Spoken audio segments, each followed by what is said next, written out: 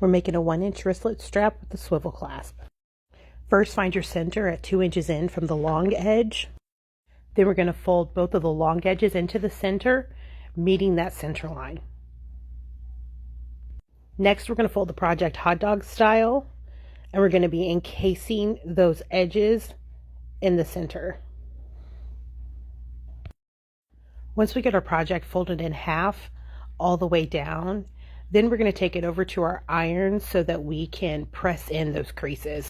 Now we're going to add our swivel clasp to the end and place our ends right sides together. Once you match up those edges, we're going to head over to our sewing machine, and we're actually going to sew at 1/4 of an inch seam allowance just to put those pieces together.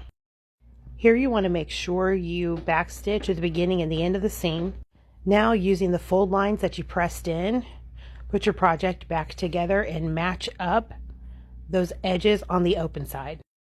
I typically like to add a few clips here just so that I can make sure that I get those edges nice and squared up and make sure they stay in place.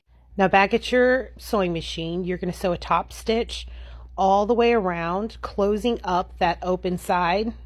Make sure you move your swivel clasp as you go. You definitely don't want to run that under your machine.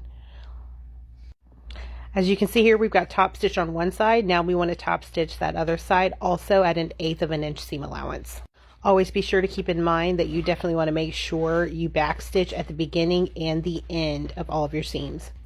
Now check out your project and go ahead and flatten it out, and we're going to sew right above that metal swivel clasp. You want to get as close to that as you can. Now clean up your stray thread tails and you're all set.